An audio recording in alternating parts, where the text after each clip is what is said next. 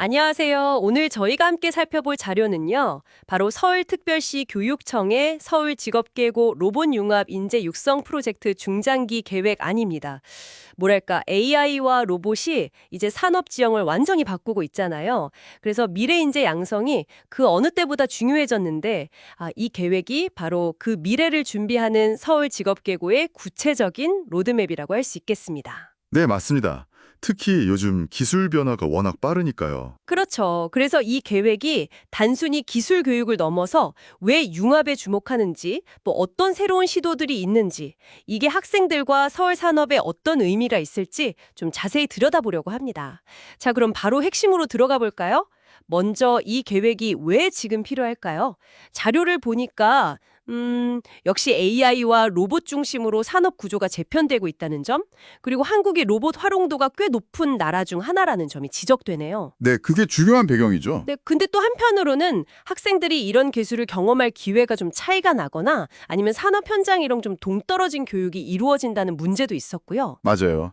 현장 연계가 부족하다는 목소리가 계속 있었죠. 미래에는 기술만 알아서는 안 되고 기획이나 운영, 마케팅 이런 능력과의 조화가 필수적일 텐데요. 정확합니다. 그래서 이 계획의 핵심 키워드가 바로 융합 인재 교육인 거예요. 단순히 로봇 기술만 가르치는 게 아니라 아시다시피 기술, 공학은 기본이고요. 여기에 경영, 비즈니스, 또 회계, 마케팅까지 이런 다양한 분야를 아우르는 교육을 하겠다는 거죠. 정말 넓은 범위네요. 네. 그래서 학생들이 실제 산업 현장에서 부딪힐 문제들을 창의적으로 해결하고 또 같이 협업하는 능력, 이걸 기르도록 하는 겁니다. 그러니까 지식만 쌓는 게 아니라 인지 역량이나 사회 정서 역량, 또 참여 자치 역량 같은 미래 핵심 역량을 피우는 데 목표를 두고 있어요. 융합이라는 목표 자체는 정말 좋은데요. 근데 실제 학교에서 배경이 다른 학생들이 모여서 효과적으로 협력하게 만드는 게 이게 쉬운 일은 아닐 것 같거든요. 이 계획에는 구체적으로 어떤 실행 방안이 담겨 있나요?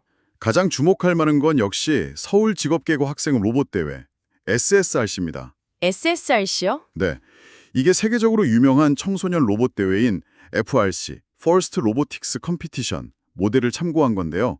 학생들이 직접 팀을 짜서요. 로봇을 기획하고 설계하고 만들고 또 운영하는 이 전 과정을 다 경험하게 됩니다. 전 과정을요? 네. 근데 여기서 중요한 점은 그 FRC 모델의 핵심 차별점이 뭐냐면요. 단순히 기술만 배우는 게 아니라 실제 기업처럼 역할을 나눈다는 거예요. 엔지니어링 팀은 물론이고 경영 전략팀, 또 회계 마케팅팀 이런 식으로요. 와, 진짜 회사처럼요. 그렇죠. 그래서 실제 산업 현장에서 겪는 복잡한 협업 구조나 문제 해결 과정을 학생들이 직접 몸으로 부딪히면서 배우게 한다는 데 큰 의미가 있습니다.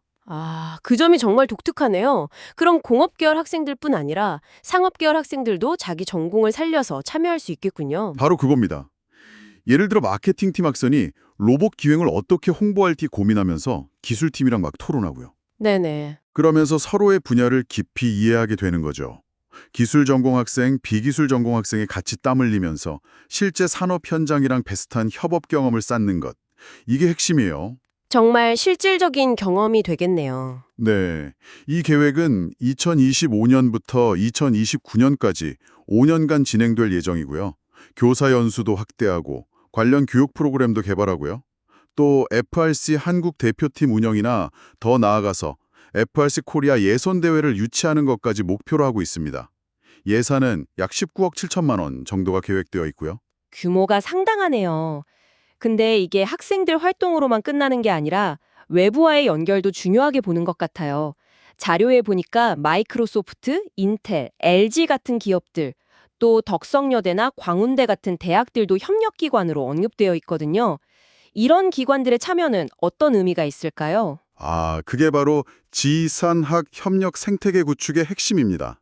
지자체, 산업체, 학교가 같이 가는 거죠.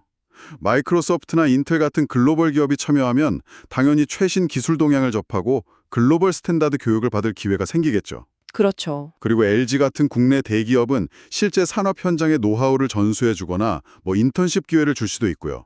대학들은 심화학습이나 진학 연계를 지원하고요. 또 한국로봇산업협회나 한국로봇융합연구원 같은 전문기관과의 협력도 중요합니다. 산업 동향을 반영하고 기술 자문도 받고 이런 시너지 효과를 기대하는 거죠.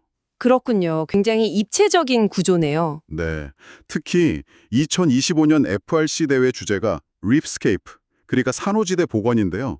이렇게 실제 사회 문제를 해결하는 프로젝트를 하면 학생들한테는 정말 강력한 동기부여가 되고 창의력을 발휘할 좋은 기회가 될 겁니다. 오늘 살펴본 서울 직업계고 로봇 융합 인재 육성 프로젝트, 이건 단순한 기술 교육 그 이상인 것 같습니다. 미래 산업이 진짜로 필요로 하는 그런 다면적인 역량을 키우기 위한 서울시 교육청의 상당히 야심찬 투자 계획으로 보이네요. 거의 20억 원에 가까운 예산을 들여서 직업계고 학생들한테 실질적인 협업 경험, 또 성장 기회를 주려는 의지가 아주 명확해 보입니다. 맞습니다. 이건 단기적으로 취업을 돕는 걸 넘어서요. 장기적으로 봤을 때 서울의 미래 산업 경쟁력을 강화하기 위한 포석이라고 할 수 있습니다. 기술과 인문사회 분야의 경계를 허물고 실제 현장의 문제를 해결하는 경험, 이걸 통해 차세대 인재를 키우겠다는 그 융합적인 접근이 이 계획의 정말 중요한 핵심이죠. 네, 정말 흥미로운 접근입니다. 마지막으로 이런 질문을 한번 던져보고 싶네요. 기술, 경영, 마케팅, 협업 이렇게 다양한 역량을 통합적으로 키우는 시도가 만약 성공적으로 자리 잡는다면요. 우리가 기존에 생각했던 직업교육의 틀 자체가 어떻게 바뀔 수 있을까요? 그리고 이 서울의 모델이 다른 지역이나 혹은 다른 교육 분야로도 성공적으로 확장될 가능성은 얼마나 될지 이런 점들을 고민해 보는 것도 꽤 의미 있을 것 같습니다.